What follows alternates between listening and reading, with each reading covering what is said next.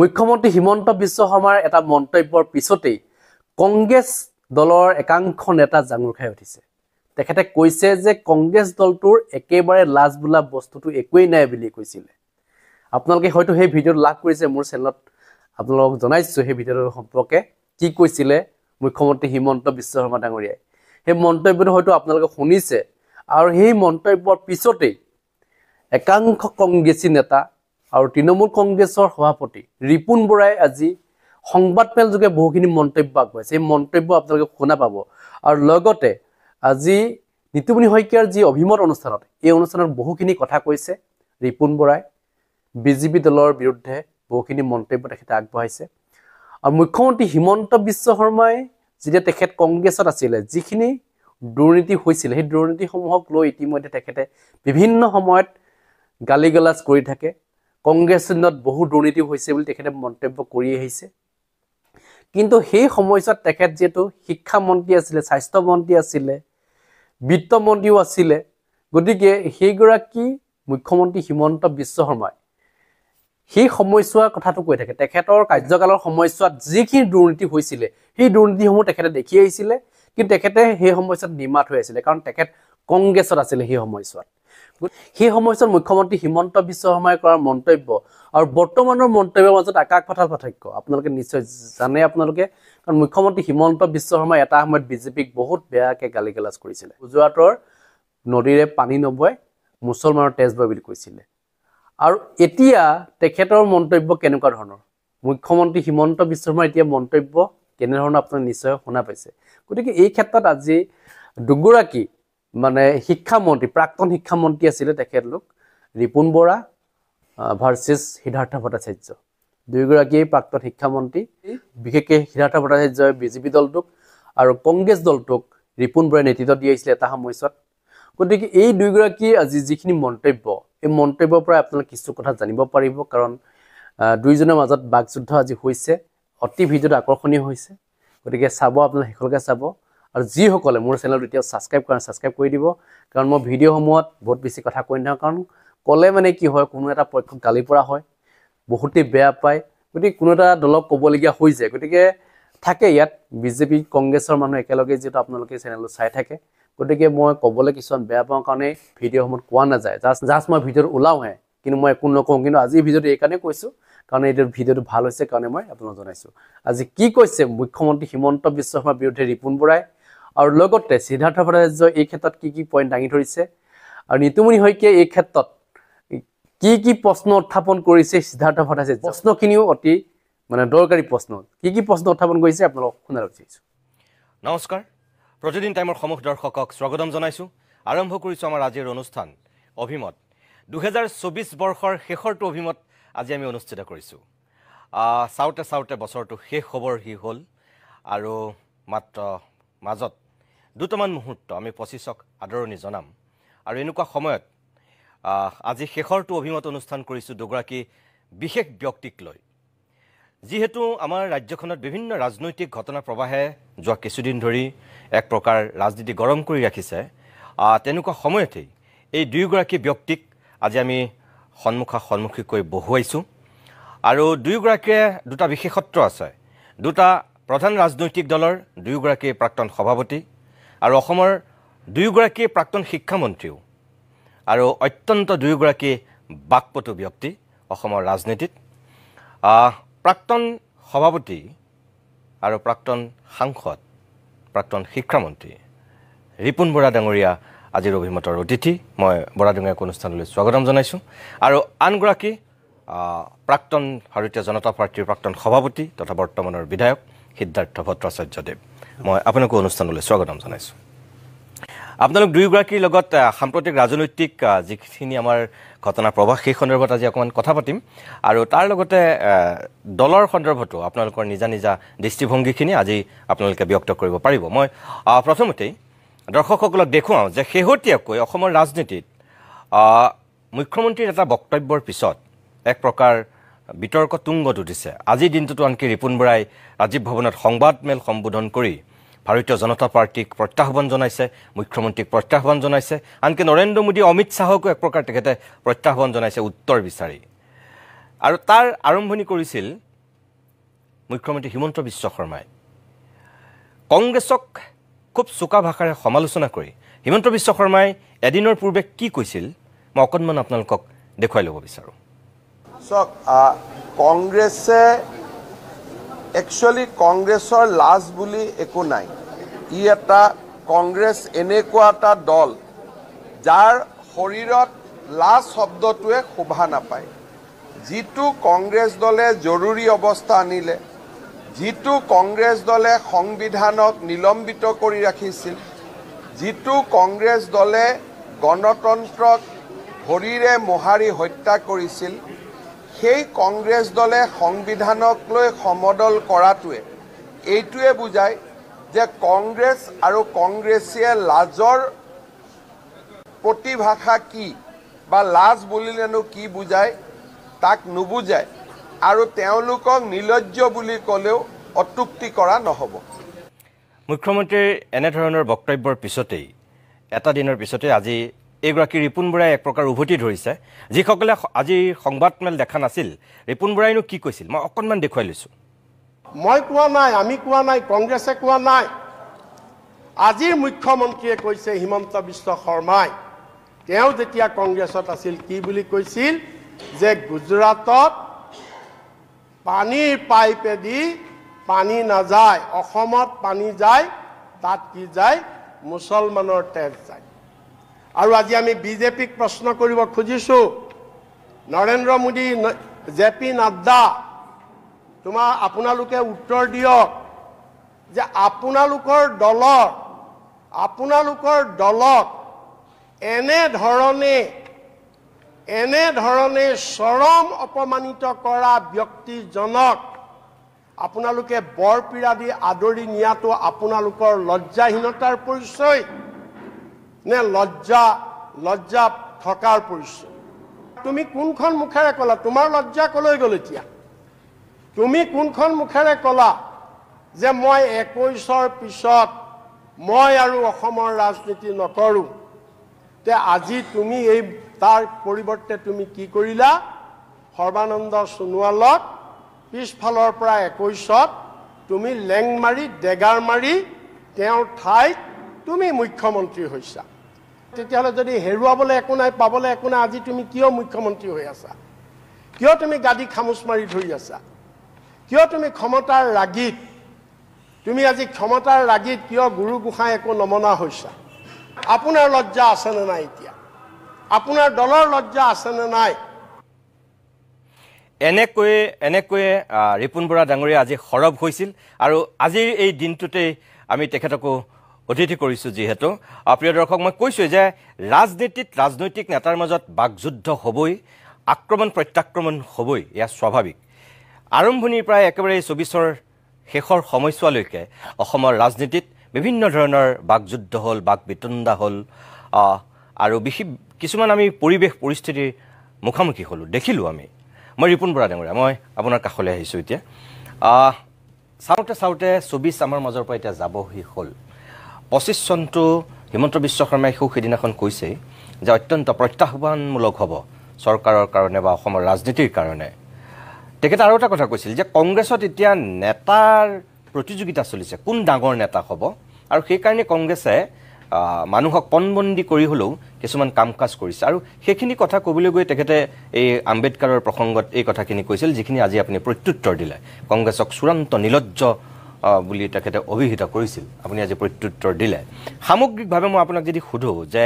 অসমৰ ৰাজনীতি ঠিকে আছেনে, ঠিক গতিত গৈ আছেনে? প্ৰথমতে সিদ্ধাৰ্থ ভট্টাচাৰ্য, মই তেখেতক কওঁ, তেখেতো বিজেপিৰ সভাপতি আছিলে, আৰু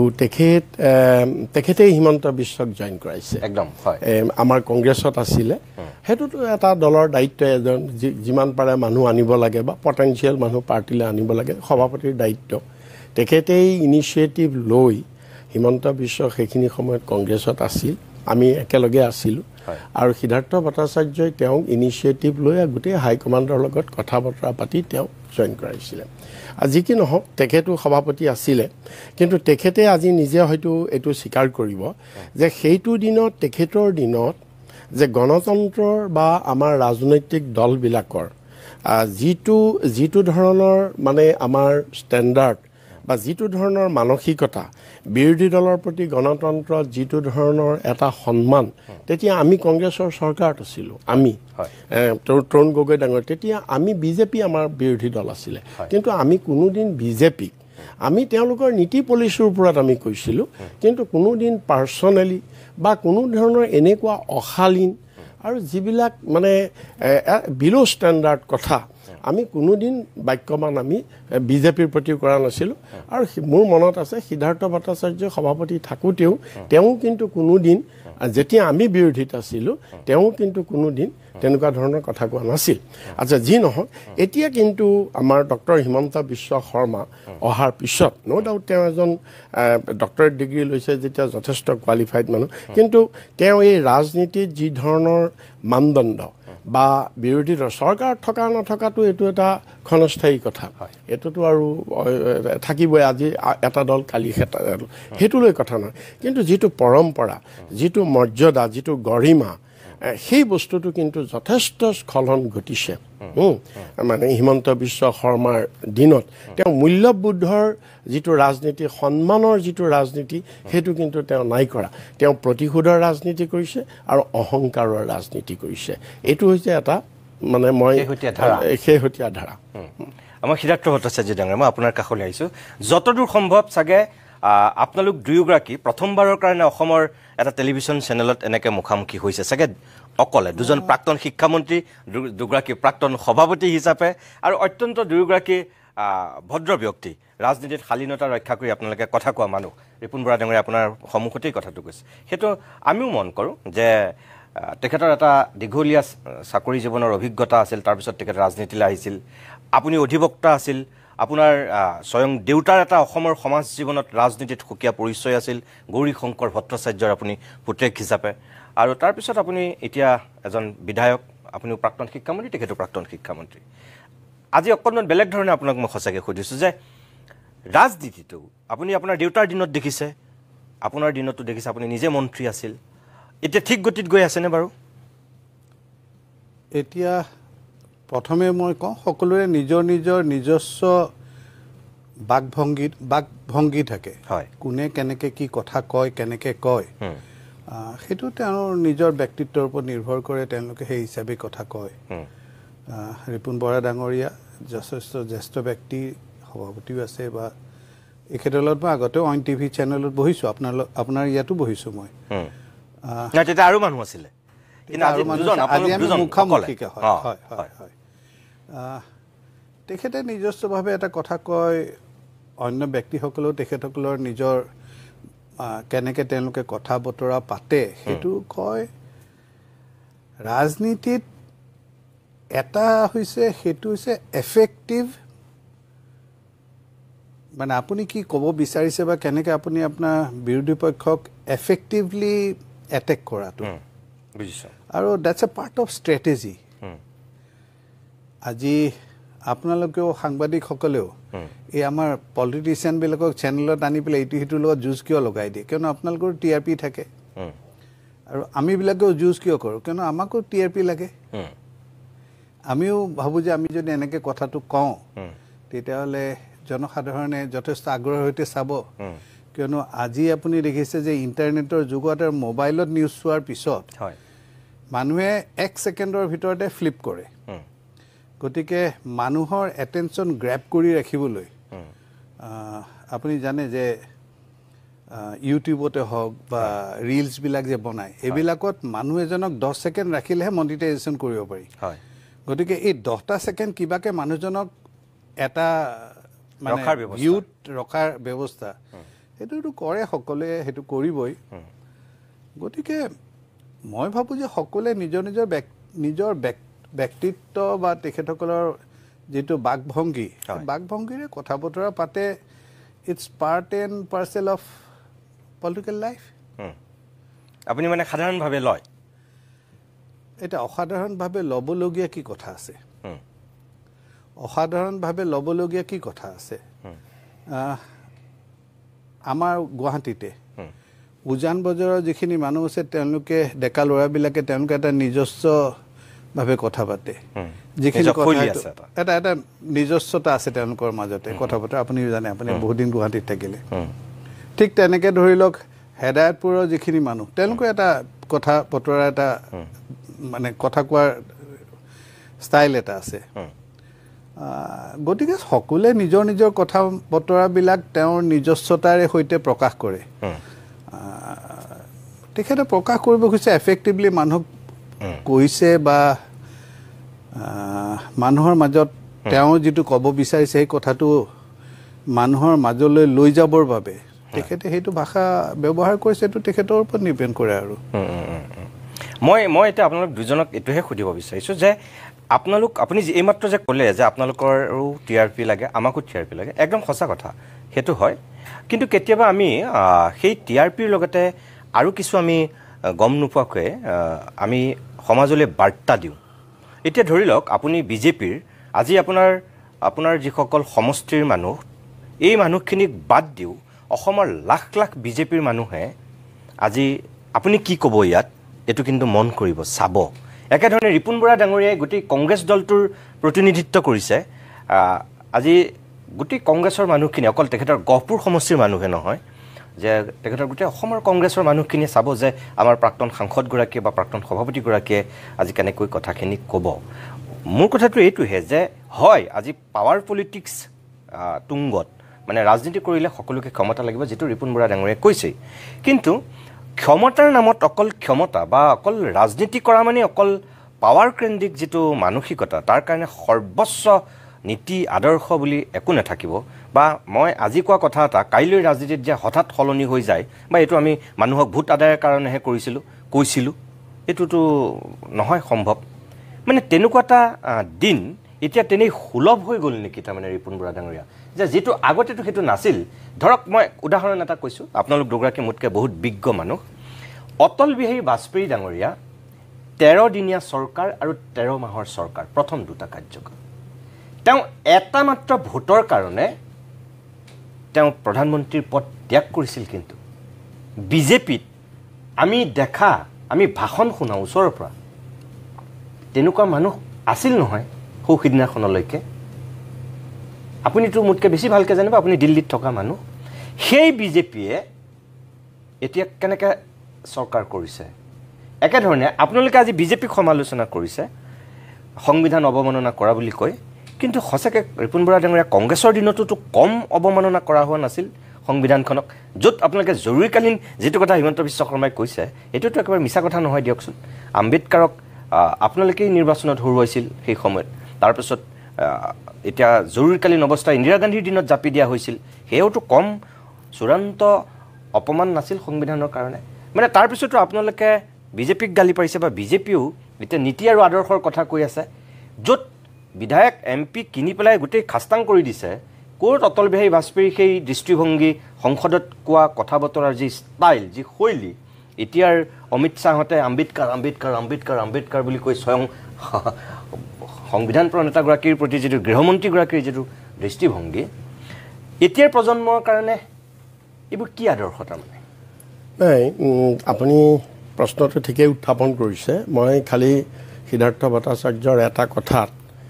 মই জাষ্ট সংযোগ কৰিব খুজিছোঁ মোৰ দৃষ্টিভংগীটো TRP নো ডাউট TRP লাগে আপোনালোককো লাগে আমাক পলিটিচিয়ানকো লাগে সবকে লাগে কিন্তু মই এইটোত বিশ্বাস নকৰোঁ TRP পোৱাৰ বিনিময়তেই যে আমি সকলোবিলাক মূল্যবোধ আমি বাদ দিম একদম বা আমাৰ ভৱিষ্যত প্ৰজন্মৰ কাৰণে আমি এটা বেলেগ কালচাৰ আমি দেখুৱাই থৈ যাম সেইটো কিন্তু আমি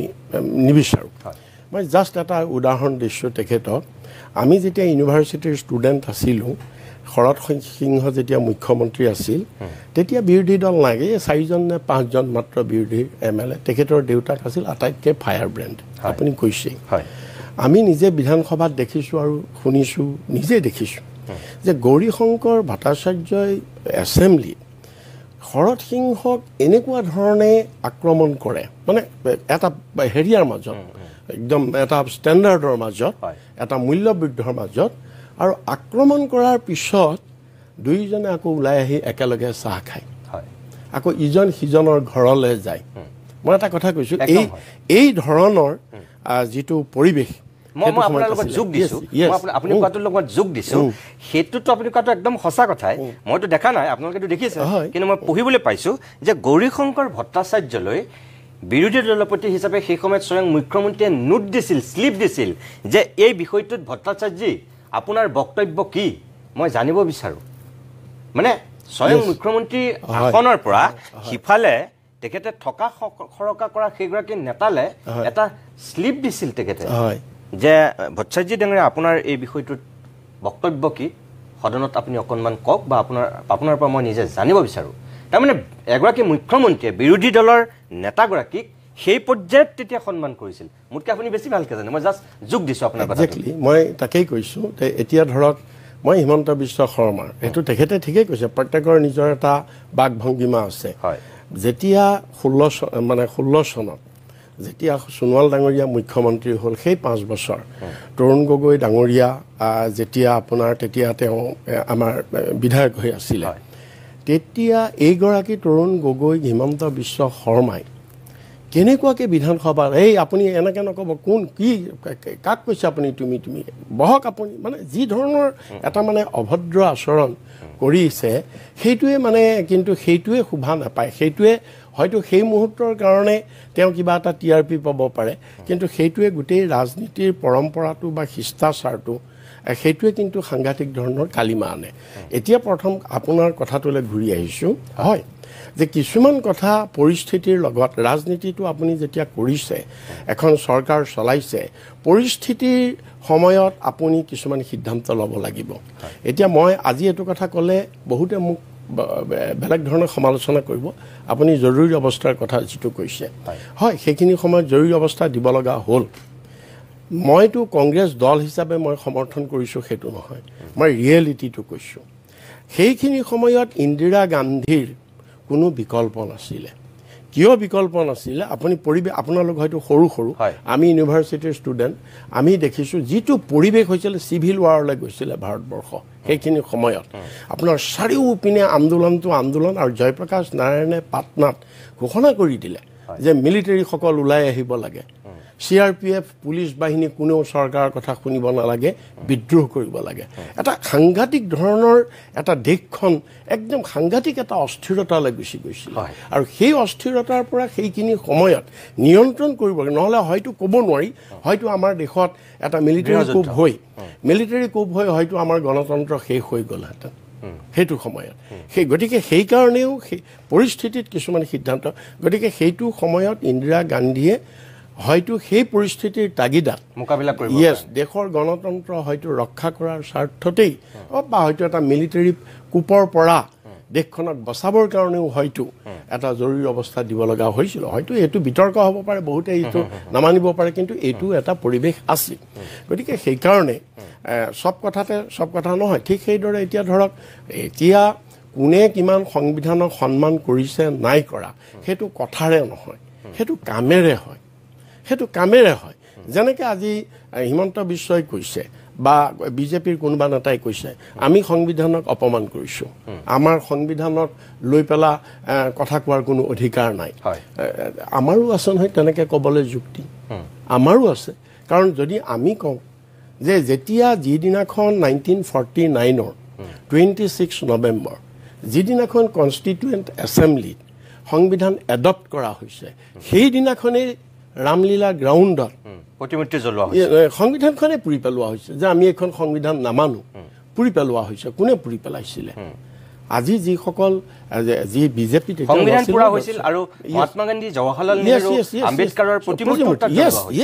প্ৰতিমূৰ্তি জ্বলাই দিয়া হৈছিলে, কিন্তু আজি সেই সংবিধানতেই আজি বিজেপি চৰকাৰ হৈছে।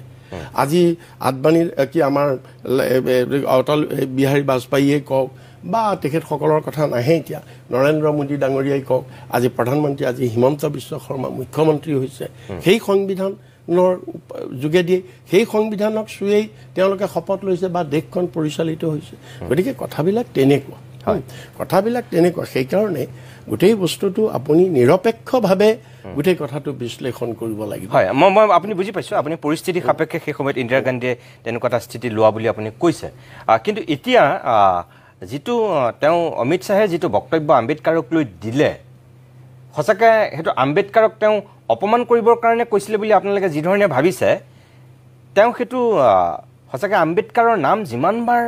উচ্চাৰণ কৰা হৈছে যেনেকৈ লোৱা হৈছে তেওঁ চাগে এখেতে যিটো কথা কৈছে যে সেইটো এটা অমিত শ্বাহৰ শৈলী হ'ব পাৰে ষ্টাইল সেইকাৰণে তেনেকৈ কৈছিলে দুটা বস্তু আছে এটা বাক্য কোৱাৰ লগে লগে এটা ভাষণ দিয়াৰ লগে লগে মানুহ এজনৰ বডি লেংগুৱেজটো কিছু কথা ৰিফ্লেক্ট কৰে মুখেৰে কোৱাৰ উপৰিও বডি লেংগুৱেজটোৱে আপুনি যদি চাই যে যিটো সময়ত আমাৰ অমিত শ্বাহ ডাঙৰীয়াই ৰাজ্যসভাত কৈছিল সেই যদি গোটেই ফুটেজটো খুব ভালকৈ চায় তেওঁৰ মুখৰ ভংগীমা আৰু যিটো বডি লেংগুৱেজ আপুনি যিটো আছিলে সেইটোৱে কিন্তু তেওঁ আম্বেদকাৰক তুচ্ছ কৰিছে তুচ্ছ কৰি কৈছে যে তাৰ মানে কি তোমালোকে আম্বেদকাৰৰ কথা কৈ আহি ফুৰিবলৈ আহিছা তোমালোকে কংগ্ৰেছে কি আম্বেদকাৰৰ কথা যদি ইমানবাৰ তোমালোকে আম্বেদকাৰ লৈছা ইমানবাৰ যদি ভগৱানৰ নাম ল'লাহেঁতেন তোমালোকে 7 জনম স্বৰ্গত মানে এটা নেগলেক্ট কৰি মানে হু ইজ আম্বেদকাৰৰ বিষয়ে ইমান ক'বলৈ ইমান চিঞৰিবলৈ কি দৰকাৰ এনেকুৱা ধৰণৰ তেওঁৰ গোটেই হেৰিটো গৈছে মিনিংটো গৈছে গতিকে বডি লেংগুৱেজৰ পৰা বা গোটেইটোৰ পৰা গতিকে সেইকাৰণেই এইটো সকলোৱে আপত্তি কৰিছে ঠিক আছে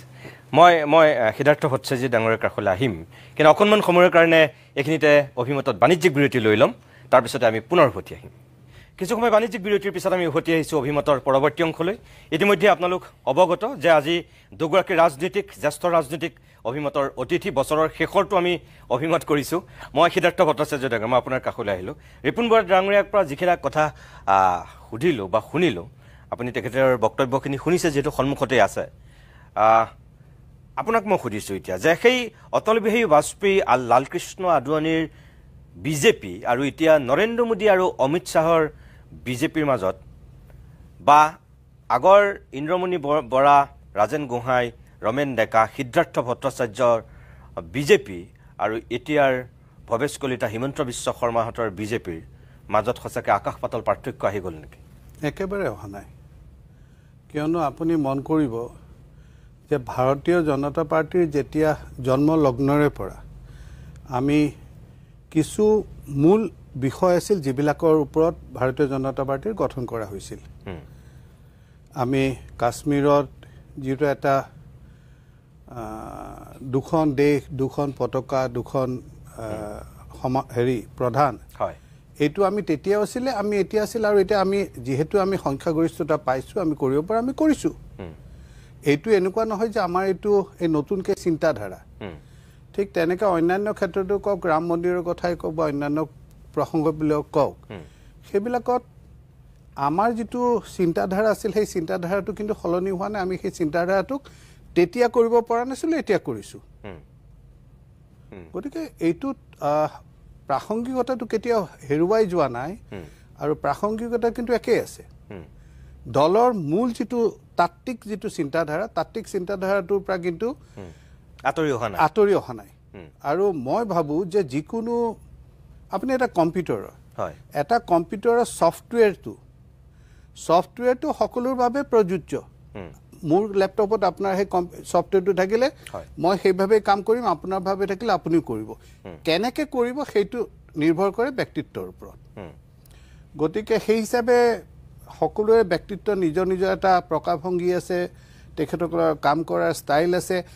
পৰিস্থিতি আৰু সুযোগৰ কথা আছে 13 দিন আৰু 13 মাহ এই যিটো এটা পৰিস্থিতি আছিলে আৰু আজিৰ পৰিস্থিতিৰ মাজত যথেষ্ট পাৰ্থক্য আছে গতিকে আজি আমাৰ যিটো সংখ্যাগৰিষ্ঠতাৰ পৰা আমি কামখিনি কৰিবলৈ সক্ষম হৈছোঁ গতিকে আমি কৰিছোঁ কিন্তু আমিতো ইছ্যুজৰ পৰা আঁতৰি অহা নাই আজি এখেতসকলে কথাই তেখেতসকলে সদায় কয় যে সমাজবাদী চিন্তাধাৰা ধৰ্মনিৰপেক্ষতা এতিয়া তেখেতে মোক কওকচোন বাৰু এই যে যিটো এমেণ্ডমেণ্ট অনা হৈছিলে সংবিধান ইমান কৰি আছে এইটো কেতিয়া অনা হৈছিল এইটো কংগ্ৰেছৰ দিনত নহয় 1976ত 42nd এমেণ্ডমেণ্ট এণ্ড ৱেন দেৰ ৱাজ এ এমাৰ্জেঞ্চি তেতিয়াহ'লে আপুনি ধৰ্ম নিৰপেক্ষতা আৰু ছেকুলাৰিজিমৰ কথা আনিবৰ ধৰ্ম নিৰপেক্ষতা আৰু সমাজবাদী চিন্তাধাৰাৰ কথা আনিবৰ কাৰণে আপোনালোকে এমাৰ্জেঞ্চি লাগে নেকি আজি নিঃসন্দেহে তেখেতে কংগ্ৰেছ দলক প্ৰতিনিধিত্ব কৰি আহিছে গতিকে তেখেতে কংগ্ৰেছৰ যিখিনি ভুল ত্ৰুটি আছে সেই ভুল ত্ৰুটিখিনিক তেখেতে হোৱাইট ৱাছ কৰিব চেষ্টা কৰিব, স্বাভাৱিক কথা। মোৰ দলে যদি কিবা এটা কৰে ময়ো সেইটো ডিফেণ্ড কৰিবলৈ চেষ্টা কৰিম, এটা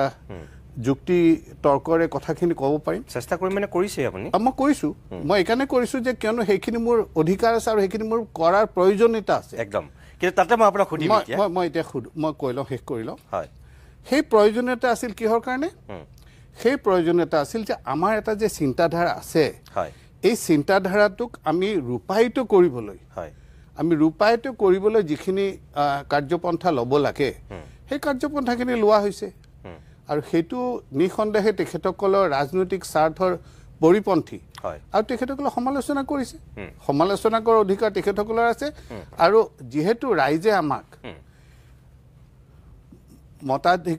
মতাধিকাৰৰ মাজেৰে আমাক তেখেতসকলে এই যিখিনি পৰিৱৰ্তন আনিবলৈ বিচৰা হৈছে, পৰিৱৰ্তন আনিবৰ বাবে আমাক ক্ষমতা দিছে, গতিকে আমি সেই ক্ষমতা সদব্যৱহাৰ কৰিছোঁ। একদম ঠিক কথা, আপুনি এইখিনিলৈকে ঠিক কথা কৈছে। কিন্তু মোৰ প্ৰশ্নটো আছিল যে বাজপেয়ী আৰু আদৱানীৰ বিজেপি বা শ্যামাপ্ৰসাদ মুখাৰ্জীহঁতৰ কথা মই নকলোৱেই, এতিয়াৰ বিজেপিৰ মাজত বা নৰেন্দ্ৰ মোদী অমিত শ্বাহৰ মাজত পাৰ্থক্যৰ কথা মই যিটো আপোনাক কৈছোঁ, মোৰ কথাটো আছিল এনেকুৱা যে এটা ভোটৰ কাৰণে বাজপেয়ীয়ে প্ৰধানমন্ত্ৰীৰ পদ ত্যাগ কৰিছিল আৰু সংসদত যিটো ভাষণ দিছিল, আপোনালোক দুয়োগৰাকীৰ চাগে জ্যেষ্ঠ ৰাজনীতিক হিচাপে মনত আছে, ইণ্টাৰনেটত চালে আপুনি পাব। মই চাবলৈ বাদেই দিয়ক, মই তেতিয়াৰ ভাষণটোৰ কথাই মই কৈছোঁ যে অটল বিহাৰী বাজপেয়ী পৰাজয় হৈছে আজি, কিন্তু দেশৰ গণতন্ত্ৰৰ জয় হৈছে। বাজপেয়ীৰ বক্তব্য আছিল নিজে প্ৰধানমন্ত্ৰীৰ পদ ত্যাগ কৰি মই এটা ভোট মই বেকাকে আদায় কৰিব পাৰিলোহেঁতেন, কিন্তু মই নকৰিলোঁ। সেইটো আছিল তেতিয়াৰ প্ৰধানমন্ত্ৰী অটল বিহাৰী বাজপেয়ী সংসদত দিয়া বক্তব্যৰ কিয়দাংশ। কিন্তু সেই একেই বিজেপিৰ, একেই অমিত শ্বাহ বা একেই নৰেন্দ্ৰ মোদীৰ দিনত আজি আমি দেখিছোঁ যে কেনেকৈ বেলেগৰ চৰকাৰ ভাঙি টুকুৰা টুকুৰ কৰিছে, কেনেকৈ তাত কোনোবা আমাৰ এতিয়া মণিপুৰৰ ক্ষেত্ৰতেই প্ৰথমবাৰ যেতিয়া চৰকাৰ কৰিছে তাত কংগ্ৰেছ সংখ্যাগৰিষ্ঠ, বিজেপিয়ে বেকডৰা দি তাত চৰকাৰ কৰিছে, মেঘালয়ত কৰিছে বা সেইদিনাখনলৈকে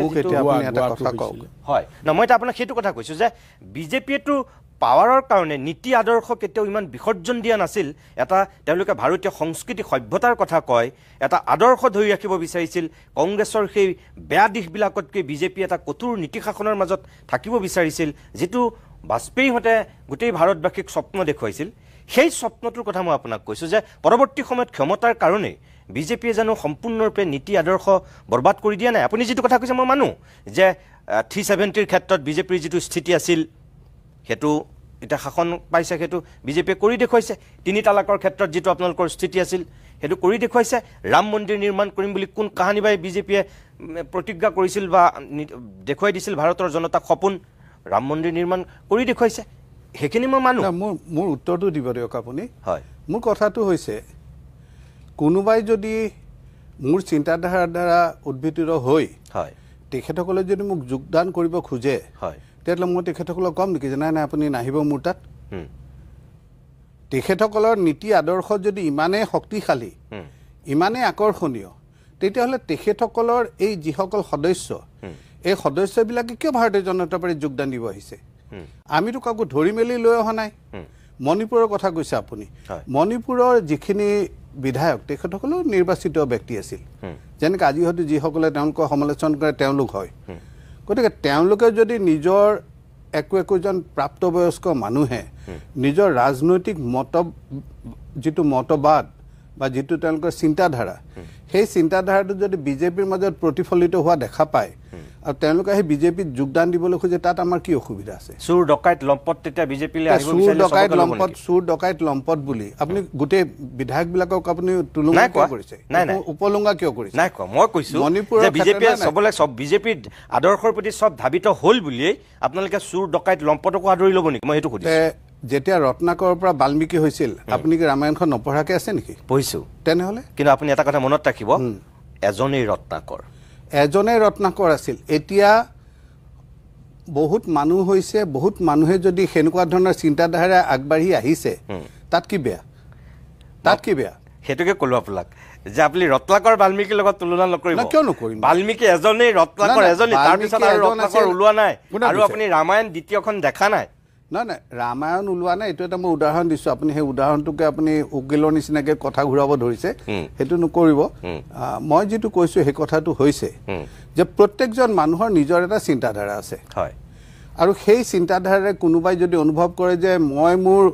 সমাজৰ প্ৰতি যিখিনি কৰণীয় সেইখিনি মই এই ৰাজনৈতিক দলটোত গৈ মই কৰিব পাৰিম। তাৰমানে আপুনি এইটো ক'ব বিচাৰিছে বাজপেয়ীৰ দিনত সেইটো আদৰ্শ নীতি আছিল, কিন্তু এতিয়া আৰু সেই দিন নাই, সেই ৰামো নাই, সেই অযোধ্যাও নাই। নাই আপুনি মোৰ কথাটো ঘূৰাই কৈ আছে। বাজপেয়ীৰ দিনত তেখেতসকলে সেনেকুৱাকৈ কোনোবা এজন আহিব খোজা নাছিলে বা অহা নাছিলে, গতিকে তেখেতে কৈছে যে মই বক্ৰ পথৰে আনিব পাৰোঁ, কিন্তু মই অনা নাই। এতিয়া মানুহে যদি স্বেচ্ছাৰে তেখেতসকলে ভাৰতীয় জনতা পাৰ্টিক যোগদান দিব খোজে, তা আমি কি তেওঁলোকক ক'ম নেকি জানা নাই নাই আপোনালোক নাহিব, আহিলে আমাৰ নামত বদনাম হ'ব? আৰু দ্বিতীয় কথা হৈছে যে আমি জেনেৰেলাইজ কৰি সকলোৱে চোৰ ডকাইত লম্পটৰ উদাহৰণটো মই অন্য দলতো দিব পাৰোঁ। পাৰে, একদম নিশ্চয় পাৰে। এইটো আপুনি চোৰ ডকাইত লম্পটৰ কথা, হয়, এইটোতো আমি আপোনালোকেও বাতৰি কৰি থাকে, আমিও বাতৰি পঢ়ি থাকোঁ, গতিকে তাৰ উদাহৰণটো ময়ো বহুত দিব পাৰোঁ। আপুনি ৰিপুণ বৰাৰ সন্মুখত আছে, আপুনি কংগ্ৰেছৰ কথাই কৈছে, মই বুজি পাইছোঁ। কংগ্ৰেছৰ বুলি কিয়, খালি কংগ্ৰেছ কিয়? বেলেগবিলাকতো আছে, কিন্তু এতিয়া ৰিপুণ বৰা ডাঙৰীয়া আছে, কংগ্ৰেছতো তেনেকুৱা মানুহ আছে। তেতিয়াহ'লে গতিকে সেই কথাটো, কিন্তু কংগ্ৰেছতকৈ বিজেপি বেলেগ বুলি প্ৰতিপন্ন কৰিব বিচৰা হৈছিল ন? এতিয়াও আমি বেলেগ হিচাপে আছোঁ। আজিও আমি ভাৰতীয় জনতা পাৰ্টিত আপুনি যদি চাই, ভাৰতীয় জনতা পাৰ্টিৰ যিটো কাঠামোটো যিটো মানে মেইন ষ্ট্ৰাকচাৰ, সেই ষ্ট্ৰাকচাৰটো কিন্তু এতিয়াও সলনি হোৱা নাই। এখেতসকলে কৈ থাকে আপোনালোকক যে আধুনিক ৱাশ্বিং মেচিন এতিয়া ভাৰতীয় জনতা পাৰ্টি ভাৰতৰ ৰাজনীতিত। হোৱাটছ ৰং ইন ডেট? আপোনালোক ৱাশ্বিং মেচিন হয় নহয়, মই কৈছোঁ যদি তেওঁলোকে কোৱা কথাটো হয়ো, তেতিয়াহ'লে কি বেয়া? আমি যদি কলিমা লগা মানুহখিনিক চাফা কৰি ল'ব পাৰোঁ, তেতিয়াহ'লে তাত কি একদম ভুল আছে? সমাজখনত তেতিয়াহ'লে ভাল মানুহ, চাফা মানুহ সংখ্যা বাঢ়িব। তেখেতসকলে সেইটো কি নিবিচাৰে নেকি? সমাজখনত ভাল মানুহ বঢ়াটো, সমাজখনত নিকা মানুহ, আমি যদি তেওঁলোকক এটা পৰিৱৰ্তন আনিবলৈ সক্ষম হওঁ, সেই পৰিৱৰ্তন হোৱাটো আপোনালোকে নিবিচাৰে নেকি? তেওঁলোকে সেই বেয়া মানুহ ৱাশ্বিং মেচিনত আগতে, কিন্তু মেচিনটোৰ কেপাচিটি বোলা এটা বস্তু থাকে, যদি তাত অকল বেয়াই ধুয়ে থাকিবলগীয়া হয়, মেচিনটো বেয়া হৈ যাবগৈ। নাই, ৱাশ্বিং মেচিন মানুহে কিনে কিহৰ কাৰণে? লেতেৰা কাপোৰ চাফা কৰিবলৈহে। যদি আপুনি আমাক ৱাশ্বিং মেচিনৰ পৰিভাষা দিয়ে, আমাৰ দায়িত্ব কি? চাফা কাপোৰ লেতেৰা কৰিব নোৱাৰে নে লেতেৰা কাপোৰ চাফা কৰিবলৈ? যদি আমাক আপুনি মানে সেই হিচাপে আপুনি উপমাটো দিয়ে, আপুনি মোটামুটি স্বীকাৰ কৰিছে যে বিজেপি ৱাশ্বিং মেচিন। আপুনি মোৰ মুখত কথা দি দিয়ে, মই স্বীকাৰ কৰিম। মই কৈছোঁ যে বিজেপি ৱাশ্বিং মেচিন বুলি আপোনালোকে কয়, মই নকওঁ, কংগ্ৰেছে কয়, আপোনালোকেও কয়,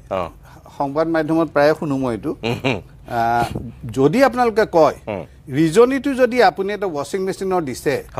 তেতিয়াহ'লে why will I not ask যে what is the purpose of buying a washing machine or owning a washing machine? আৰু ৱাশ্বিং মেচিনে কি কৰে? লেতেৰা যিখিনি মানুহ হৈছে, যিখিনি what needs to be cleaned, সেই মানুহখিনি ক্লিন কৰি চাফ চিকুণ কৰি পেলাই সেইখিনিক যদি আকৌ চাফা কৰি পেলাই ব্যৱহাৰযোগ্য কৰে, তেতিয়াহ'লে সেইটো গ্ৰহণযোগ্য, সেইটো আদৰণীয় নে সেইটো বেয়া? সেইটো ভাল, কিন্তু তাতে কিন্তু এটা থাকি যায়। মই ক'ম, কিন্তুটোৰ কথা মই অকণমান বিৰতি লৈ লওঁ। সিদ্ধাৰ্থ ভট্টাচাৰ্য ডাঙৰ আৰু ৰিপুণ বৰা ডাঙৰ দুইজন আছে যিহেতু, কিন্তুটো ক'ব লাগিব, এইকাৰণে ক'ব লাগিব যে সেই মেচিনবিলাক CBI ED লগোৱাৰ পিছত অলপ বেলেগ এটা ৰূপ লৈ যায়। তাৰ আগলৈকে বেলেগ হৈ থাকে, তাৰপিছত বিজেপিৰ সেই মেচিনটোত সোমোৱাৰ পিছত অলপ বেলেগ এটা কালাৰ হৈ যায়। ঠিক আছে, আপুনি দিব। অকণমান সময়ৰ কাৰণে বাণিজ্যিক বিৰতি লৈ লৈছোঁ। বাণিজ্যিক বিৰতিৰ পিছত আমি উভতি আহিছোঁ অভিমতৰ পৰৱৰ্তী অংশলৈ। দুগৰাকী জ্যেষ্ঠ ৰাজনীতিক ৰিপুণ বৰা ডাঙৰীয়া আৰু সিদ্ধাৰ্থ ভট্টাচাৰ্য আজিৰ অভিমতৰ অতিথি।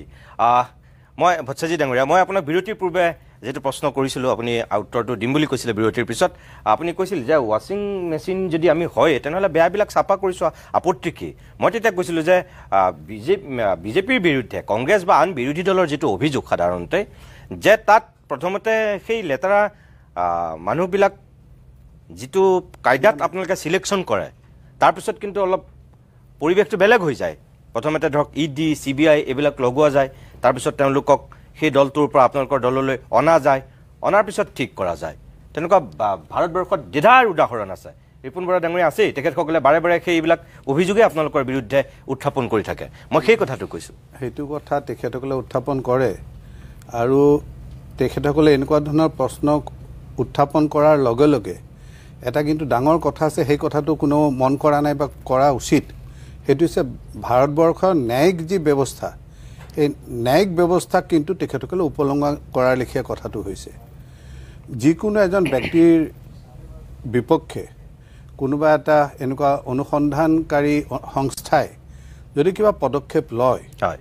সেই পদক্ষেপটো পৰৱৰ্তী সময়ত যেতিয়া কোৰ্টত যায়, কোৰ্টত বেইলৰ কাৰণে যায় বা অন্যান্য ক্ষেত্ৰত যায়, যদি ন্যায়িক ব্যৱস্থাত তেখেতসকলক বেইল দিয়া নাই বা দোষী সাব্যস্ত কৰা হৈছে, তাৰ বাবে বিজেপি কেনেকৈ দোষী হ'ব? তাৰ কাৰণে বিজেপি কেনেকৈ দোষী হ'ব? তেখেতসকলে কিয় পাহৰি যায় যে লালু প্ৰসাদ ডাঙৰীয়াক তেখেতসকলৰ সময়তেতো CBI এৰেষ্ট কৰি পেলাই হেৰি কৰিছিলে। গতিকে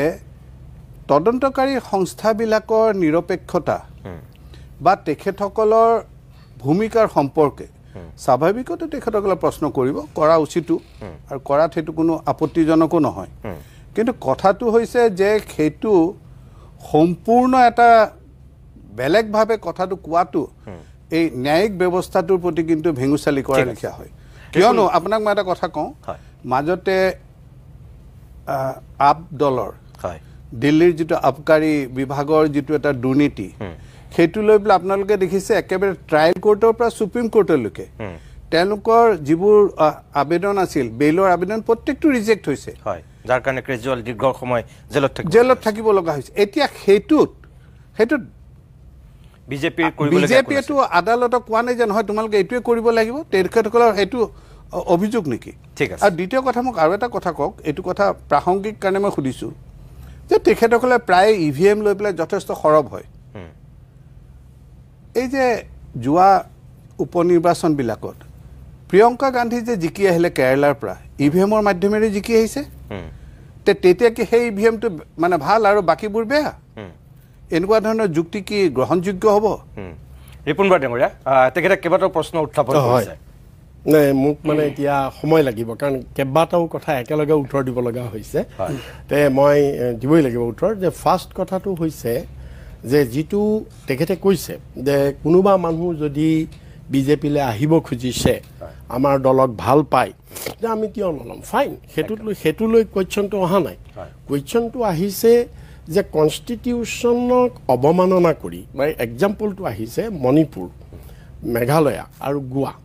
এই তিনিওখন ৰাজ্যত, মই এইবাৰৰ কথা কোৱা নাই, আগৰবাৰ ইলেকশ্যনত আপোনালোকে জানে, যেতিয়া কনষ্টিটিউশ্যনে কি কৈছে, কনষ্টিটিউশ্যনে কৈছে যে গভৰ্ণৰে চৰকাৰ গঠন কৰিবলৈ লাৰ্জেষ্ট পাৰ্টিক অনুমতি দিব লাগে। লাৰ্জেষ্ট পাৰ্টিকটো নামাতিলে, তেতিয়া তাত নামাতি তেওঁলোকে ডিলেইং টেকটিক্স কৰিলে। যিটো প্ৰভিজন আছিলে যে ইমান দিনৰ ডিলে কৰি দিয়াৰ মিনিংটো কি? ডিলে কৰি দিয়াৰ মিনিংটোৱেই হৈছে যাতে সেই ডিলে পিৰিয়ডৰ ভিতৰত তেওঁলোকে যাতে হৰ্চ ট্ৰেডিং কৰি মেনেজ কৰিব পাৰে, আৰু সেইটো হৈছে নাম্বাৰ 1। গতিকে আমি সেই কথাটোৰ ওপৰত আহিছে। এতিয়া দ্বিতীয় কথাটো আহিলে, তেখেতে যিটো ৱাশ্বিং মেচিনৰ কথা কৈছে, যে এতিয়া হয় আমি ন্যায়পালিকাক আমি ভেঙুচালি কৰা নাই বা ন্যায়পালিকাত কোনো হস্তক্ষেপ, কাৰণ কোনো নোৱাৰে কৰিবলৈ, এইটো মিছা কথা। তেখেতেও উকিল আছিলে, ময়ো উকিল আছিলোঁ, এইটো মিছা কথা। Will always take its own course, কেতিয়াও নোৱাৰে, মিছা কথা সেইটো। এতিয়া প্ৰশ্নটো আহিছে ক'ত, যে মই দুটামান এক্সাম্পল দিব খুজিছোঁ। প্ৰথম এক্সাম্পলটো দিছোঁ অজিত পাৱাৰ। অজিত পাৱাৰৰ বিৰুদ্ধে ৭০,০০০ কোটি টকাৰ স্কেম, আৰু এই স্কেমটো যেতিয়া তাত বিজেপি চৰকাৰ আছিলে, সেই মানে মহাৰাষ্ট্ৰত বিজেপি চৰকাৰ থাকোঁতে, তেতিয়া কেন্দ্ৰত বিজেপি চৰকাৰ, তেওঁলোকে এইটোৰ এগেইনষ্টে ED আৰু ইনকাম টেক্স, ED, CBI চব লগালে। আচ্ছা, চব লগোৱাৰ পিছত কেছ কিন্তু কোৰ্টত যোৱা নাই, এই কেছ কোৰ্টত যোৱা নাই, তেওঁলোকে কেছটো লগাইহে থৈছে, আৰু এনকুৱাৰী চলি আছে। এনকুৱাৰীত EDয়ে তেওঁৰ চব প্ৰপাৰ্টি এটাচ কৰিছে, বহুতবিলাক প্ৰপাৰ্টি এটাচ কৰিছে, এভৰিথিং। কিন্তু তেওঁ যেতিয়া বিজেপিত জইন কৰি দিলে, দিয়াৰ লগে লগে তেওঁৰ গোটেই এনকুৱাৰীবিলাক চব শ্ল' ডাউন হৈ গ'ল আৰু শ্ল' ডাউন হৈ গ'ল আৰু এইবাৰ তেওঁ ডেপুটি CM হোৱাৰ লগে লগে তেওঁৰ গোটেই কেছবিলাক ড্ৰপ কৰি দিলে কেছটো ড্ৰপ হৈছে এইটো অন ৰেকৰ্ড ময়ো কৈ আছো মই জানিয়ে কৈ আছো মানে ড্ৰপ হৈছে আপুনি গুগল কৰক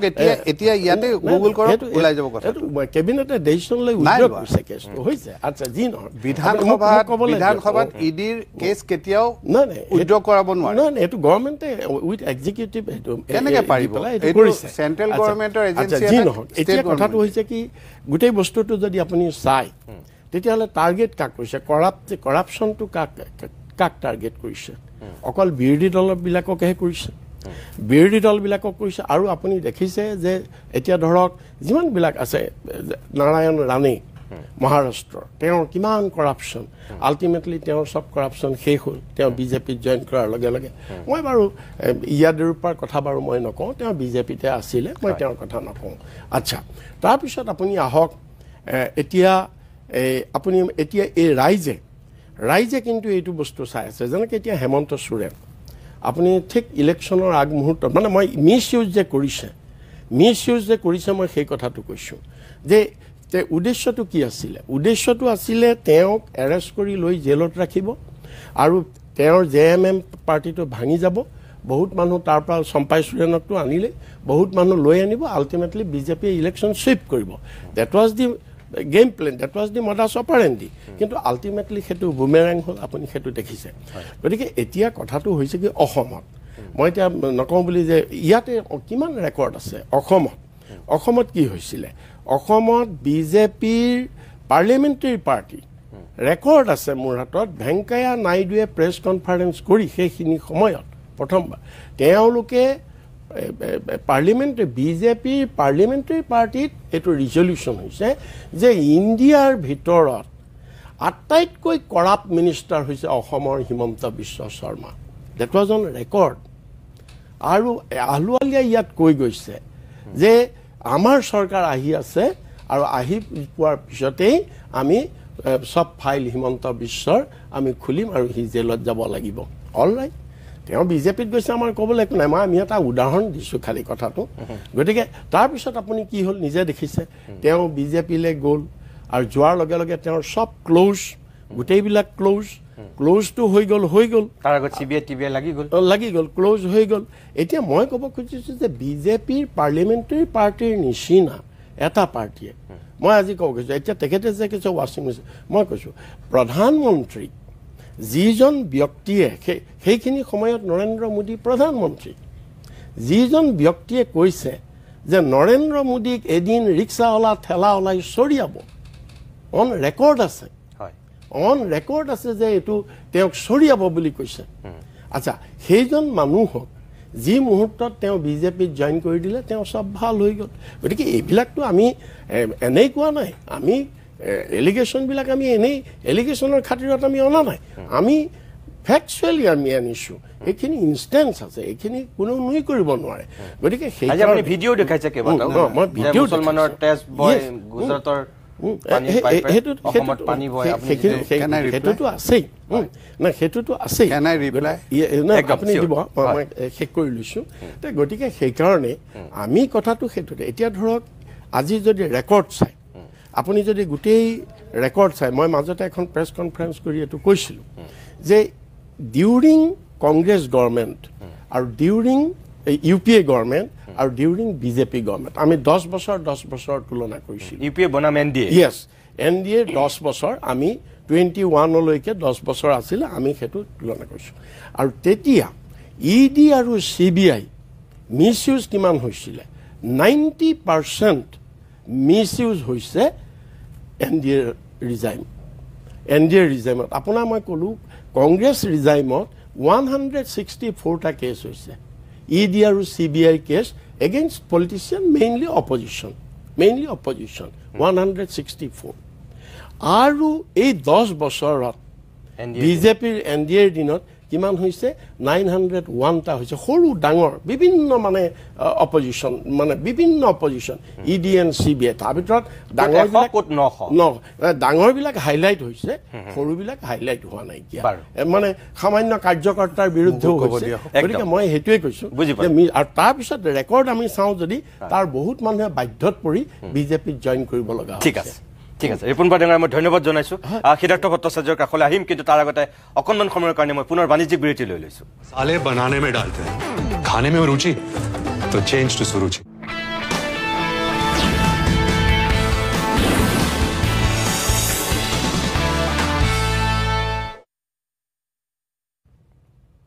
কিছু সময় বাণিজ্যিক বিৰতিৰ পিছত আমি উভতি আহিছোঁ অভিমতৰ পৰৱৰ্তী অংশলৈ ইতিমধ্যে আপোনালোক অৱগত যে আজি দুগৰাকী জ্যেষ্ঠ ৰাজনীতিক অভিমতৰ অতিথি বছৰৰ শেষৰটো আমি অভিমত কৰিছোঁ মই সিদ্ধাৰ্থ ভট্টাচাৰ্য ডাঙৰীয়া মই আপোনাৰ কাষলৈ আহিলোঁ ৰিপুণ বৰা ডাঙৰীয়াৰ পৰা যিখিনি কথা সুধিলোঁ বা শুনিলোঁ আপুনি তেখেতৰ বক্তব্যখিনি শুনিছে যিহেতু সন্মুখতে আছে আপোনাক মই সুধিছোঁ এতিয়া যে সেই অটল বিহাৰী বাজপেয়ী লালকৃষ্ণ আদৱানীৰ বিজেপি আৰু এতিয়া নৰেন্দ্ৰ মোদী আৰু অমিত শ্বাহৰ বিজেপিৰ মাজত বা আগৰ ইন্দ্ৰমণি বৰা ৰাজেন গোহাঁই ৰমেন ডেকা সিদ্ধাৰ্থ ভট্টাচাৰ্যৰ বিজেপি আৰু এতিয়াৰ ভৱেশ কলিতা হিমন্ত বিশ্ব শৰ্মাহঁতৰ বিজেপিৰ মাজত সঁচাকৈ আকাশ পাতাল পাৰ্থক্য আহি গ'ল নেকি একেবাৰে অহা নাই কিয়নো আপুনি মন কৰিব যে ভাৰতীয় জনতা পাৰ্টিৰ যেতিয়া জন্মলগ্নৰে পৰা আমি কিছু মূল বিষয় আছিল যিবিলাকৰ ওপৰত ভাৰতীয় জনতা পাৰ্টিৰ গঠন কৰা হৈছিল আমি কাশ্মীৰত যিটো এটা দুখন দেশ দুখন পতাকা দুখন প্ৰধান হয় এইটো আমি তেতিয়াও আছিলে আমি এতিয়া আছিল আৰু এতিয়া আমি যিহেতু আমি সংখ্যাগৰিষ্ঠতা পাইছোঁ আমি কৰিব পৰা আমি কৰিছোঁ এইটো এনেকুৱা নহয় যে আমাৰ এইটো এই নতুনকৈ চিন্তাধাৰা ঠিক তেনেকৈ অন্যান্য ক্ষেত্ৰতো কওক ৰাম মন্দিৰৰ কথাই কওক বা অন্যান্য প্ৰসংগবিলাক কওক সেইবিলাকত আমাৰ যিটো চিন্তাধাৰা আছিল সেই চিন্তাধাৰাটো কিন্তু সলনি হোৱা নাই আমি সেই চিন্তাধাৰাটোক তেতিয়া কৰিব পৰা নাছিলোঁ এতিয়া কৰিছোঁ গতিকে এইটোত প্ৰাসংগিকতাটো কেতিয়াও হেৰুৱাই যোৱা নাই আৰু প্ৰাসংগিকতা কিন্তু একেই আছে দলৰ মূল যিটো তাত্ত্বিক যিটো চিন্তাধাৰা তাত্ত্বিক চিন্তাধাৰাটোৰ পৰা কিন্তু আঁতৰি অহা নাই আৰু মই ভাবোঁ যে যিকোনো আপুনি এটা কম্পিউটাৰৰ ছফ্টৱেৰটো সকলোৰ বাবে প্ৰযোজ্য মোৰ লেপটপত আপোনাৰ সেই ছফ্টৱেৰটো থাকিলে মই সেইভাৱেই কাম কৰিম আপোনাৰ ভাৱে থাকিলে আপুনিও কৰিব কেনেকৈ কৰিব সেইটো নিৰ্ভৰ কৰে ব্যক্তিত্বৰ ওপৰত গতিকে সেই হিচাপে সকলোৰে ব্যক্তিত্ব নিজৰ নিজৰ এটা প্ৰকাশভংগী আছে তেখেতসকলৰ কাম কৰাৰ ষ্টাইল আছে পৰিস্থিতি আৰু সুযোগৰ কথা আছে 13 দিন আৰু 13 মাহ এই যিটো এটা পৰিস্থিতি আছিলে আৰু আজিৰ পৰিস্থিতিৰ মাজত যথেষ্ট পাৰ্থক্য আছে গতিকে আজি আমাৰ যিটো সংখ্যাগৰিষ্ঠতাৰ পৰা আমি কামখিনি কৰিবলৈ সক্ষম হৈছোঁ গতিকে আমি কৰিছোঁ কিন্তু আমিতো ইছ্যুজৰ পৰা আঁতৰি অহা নাই আজি এখেতসকলে কথাই তেখেতসকলে সদায় কয় যে সমাজবাদী চিন্তাধাৰা ধৰ্মনিৰপেক্ষতা এতিয়া তেখেতে মোক কওকচোন বাৰু এই যে যিটো এমেণ্ডমেণ্ট অনা হৈছিলে সংবিধান ইমান কৰি আছে এইটো কেতিয়া অনা হৈছিলে এইটো কংগ্ৰেছৰ দিনত নহয় 1976ত 42nd এমেণ্ডমেণ্ট এণ্ড ৱেন দেৰ ৱাজ এ এমাৰ্জেঞ্চি তেতিয়াহ'লে আপুনি ধৰ্মনিৰপেক্ষতা আৰু ছেকুলাৰিজিমৰ কথা আনিবৰ ধৰ্মনিৰপেক্ষতা আৰু সমাজবাদী চিন্তাধাৰাৰ কথা আনিবৰ কাৰণে আপোনালোকে এমাৰ্জেঞ্চি লাগে নেকি আজি তেখেতে নিঃসন্দেহে তেখেতে কংগ্ৰেছ দলক প্ৰতিনিধিত্ব কৰি আহিছে গতিকে তেখেতে কংগ্ৰেছৰ যিখিনি ভুল ত্ৰুটি আছে সেই ভুল ত্ৰুটিখিনিক তেখেতে হোৱাইট ৱাছ কৰিব চেষ্টা কৰিব স্বাভাৱিক কথা মোৰ দলে যদি কিবা এটা কৰে ময়ো সেইটো ডিফেণ্ড কৰিবলৈ চেষ্টা কৰিম এটা যুক্তি তৰ্কৰে কথাখিনি ক'ব পাৰিম চেষ্টা কৰিম মানে কৰিছে আপুনি মই কৰিছোঁ মই এইকাৰণে কৰিছোঁ যে কিয়নো সেইখিনি মোৰ অধিকাৰ আছে আৰু সেইখিনি মোৰ কৰাৰ প্ৰয়োজনীয়তা আছে একদম কিন্তু তাতে মই আপোনাক সুধিম মই এতিয়া মই কৈ লওঁ শেষ কৰি লওঁ সেই প্ৰয়োজনীয়তা আছিল কিহৰ কাৰণে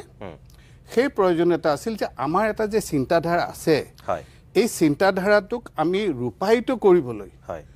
ৰূপায়িত কৰিবলৈ যিখিনি কাৰ্যপন্থা ল'ব লাগে সেই কাৰ্যপন্থাখিনি লোৱা হৈছে আৰু সেইটো নিঃসন্দেহে তেখেতসকলৰ ৰাজনৈতিক স্বাৰ্থৰ পৰিপন্থী আৰু তেখেতসকলে সমালোচনা কৰিছে সমালোচনা কৰাৰ অধিকাৰ তেখেতসকলৰ আছে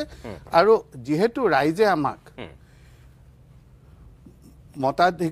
মতাধিকাৰৰ মাজেৰে আমাক তেখেতসকলে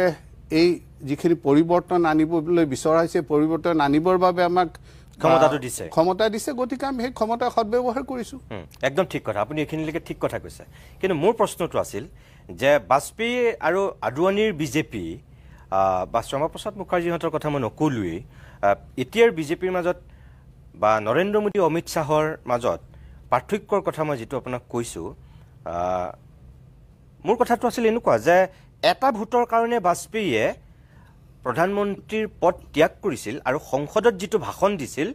আপোনালোক দুয়োগৰাকীৰ চাগে জ্যেষ্ঠ ৰাজনীতিক হিচাপে মনত আছে ইণ্টাৰনেটত চালে আপুনি পাব মই চাবলৈ বাদেই দিয়ক মই তেতিয়াৰ ভাষণটোৰ কথাই মই কৈছোঁ যে অটল বিহাৰী বাজপেয়ী পৰাজয় হৈছে আজি কিন্তু দেশৰ গণতন্ত্ৰৰ জয় হৈছে বাজপেয়ীৰ বক্তব্য আছিল নিজে প্ৰধানমন্ত্ৰীৰ পদ ত্যাগ কৰি মই এটা ভোট মই বেকাকে আদায় কৰিব পাৰিলোহেঁতেন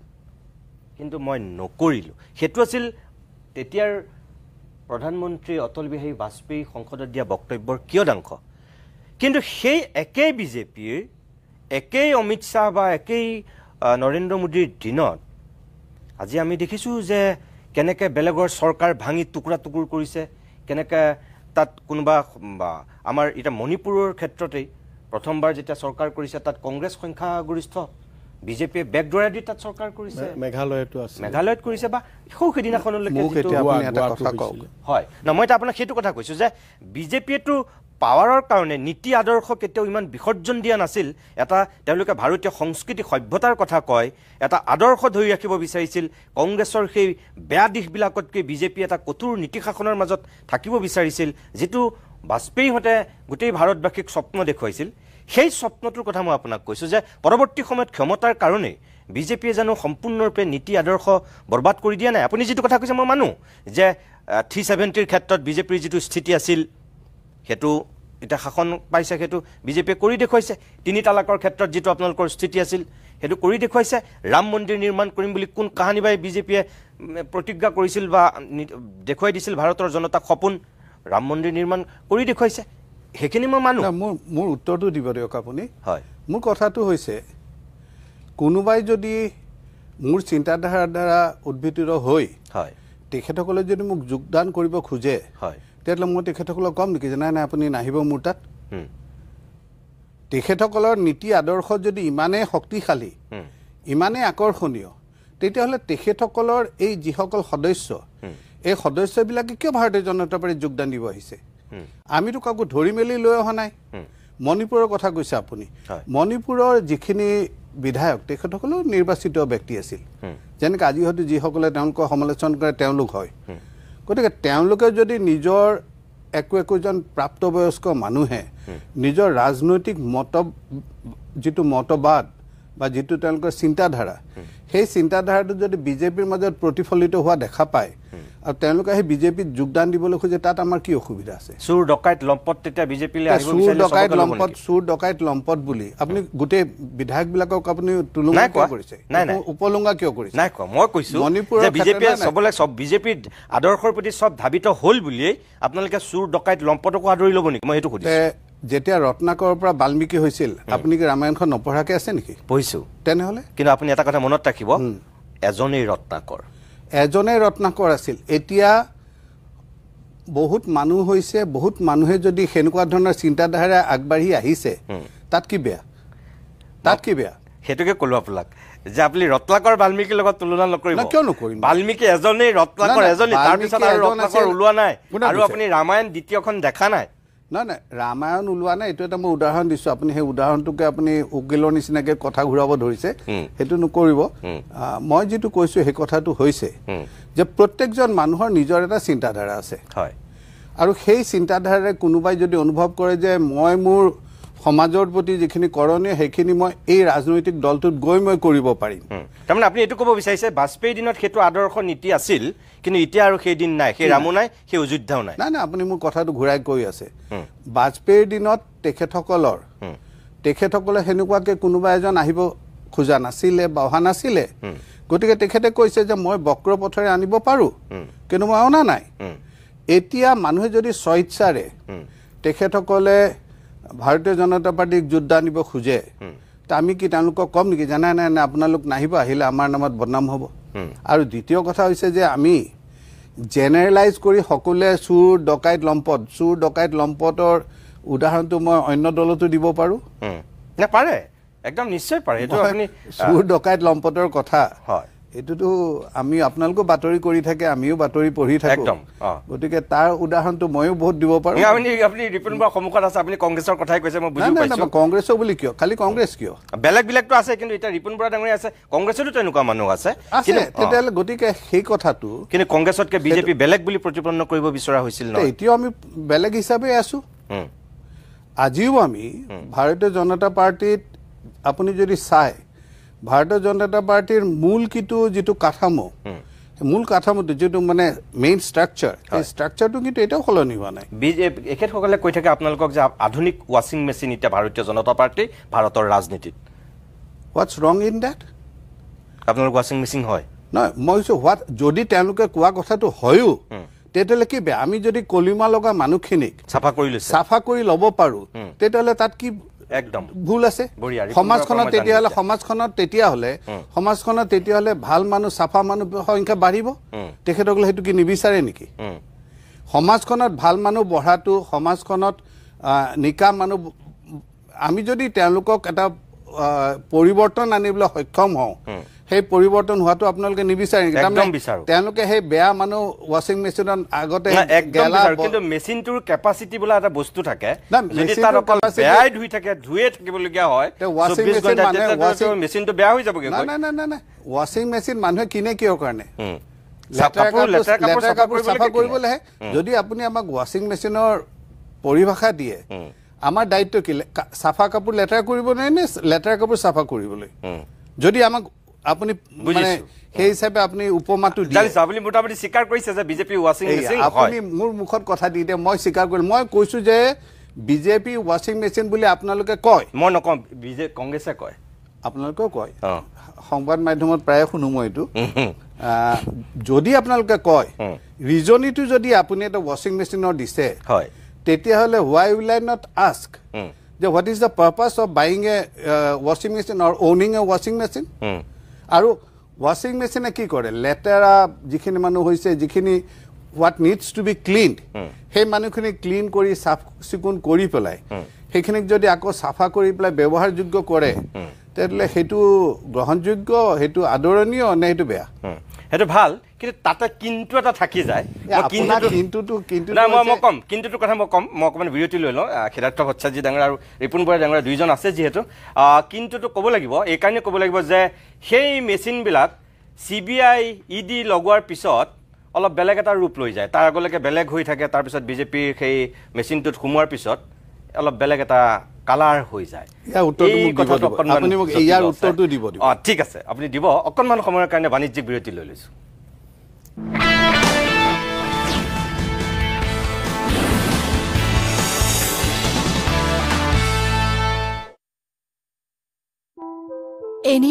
কিছু সময় বাণিজ্যিক বিৰতিৰ পিছত আমি উভতি আহিছোঁ আজিৰ অভিমতৰ শেষ অংশলৈ মই ভট্টাচাৰ্য ডাঙৰীয়া মই বিৰতিৰ পূৰ্বে আপোনাক দিব লাগিছিল দিব পৰা নাছিলোঁ আপুনি তেখেতৰ যিখিনি প্ৰত্যুত্তৰ আপুনি দিয়ক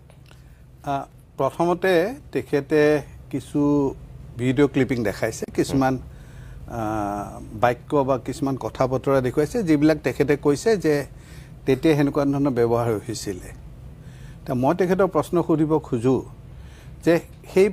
যেতিয়া সেইবোৰ কথা কোৱা হৈছিলে সেইভাৱে কোৱা হৈছিলে তেতিয়া আজি তেখেতসকলে যিমান সৰবতা দেখাইছে তেতিয়া কংগ্ৰেছৰ চৰকাৰ আছিলে তেখেতসকলে সেইখিনি সময়ত কোনজন নেতাই এই কথাখিনি কোৱা উচিত নহয় এইখিনি কথা এনেকৈ ক'ব নালাগে বুলি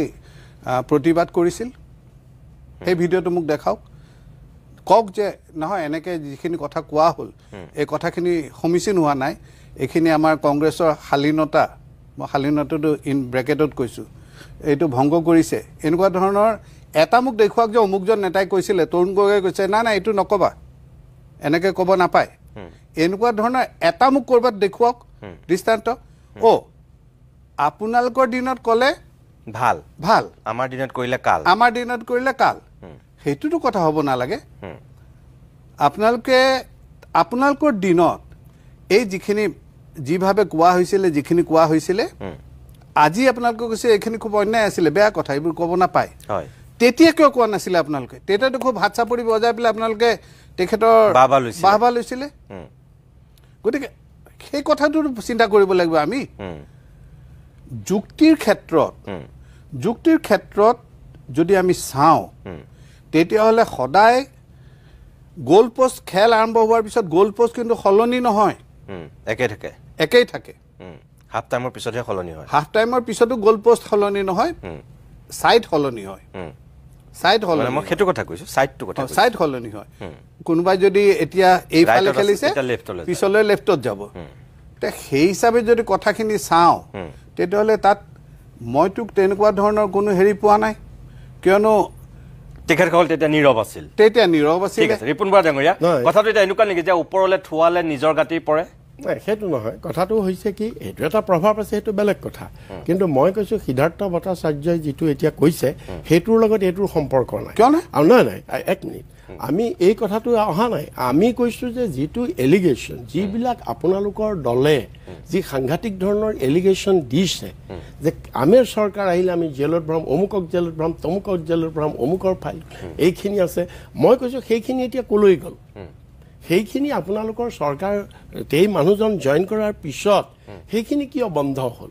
মই এই কথাটো কৈছোঁ গতিকে সেইটোৱে এটা ইনষ্টেঞ্চ হ'লে বেলেগ কথা এইটোৱে গোটেই বস্তুটো এটা মানুহৰ এইটো এটা পাৰচেপশ্যন হৈ গৈছে যে আপোনালোকে machinery ED CBI machinery misuse কৰিছে এগেইনষ্ট অপজিশ্যন নিজৰ পলিটিকেল গেইনৰ কাৰণে আপোনালোকে মিছ ইউজ কৰিছে এইটো আপুনি অস্বীকাৰ কৰিব পাৰে অস্বীকাৰ কৰিব পাৰে ইয়েছ ভাৰতবৰ্ষৰ মানুহে এইটো কেতিয়াও অস্বীকাৰ নকৰে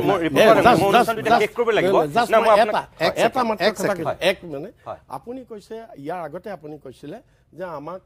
ৰাইজে মেণ্ডেট দিছে বহুমত পাইছোঁ আমি চৰকাৰ গঠন কৰিবলৈ এইবাৰ কিন্তু সেইটো ফেকচুৱেলি ডেট ইজ নট কাৰেক্ট আপোনালোকক ভাৰতবৰ্ষৰ ৰাইজে এইবাৰ বহুমত নাই দিয়া আপোনালোকক কাৰণ আপোনালোকৰ আজি নীতিশ কুমাৰ আৰু যদি চন্দ্ৰবাবু নাইডু নহয় আপোনালোকে চৰকাৰ কৰিব নোৱাৰে আজি এতিয়াও টেনশ্যনত এভৰিডে আপোনালোক টেনশ্যনত আছে এই দুজনক কেনেকৈ পূজা কৰি আমি সন্তুষ্ট কৰি ৰাখিব পাৰোঁ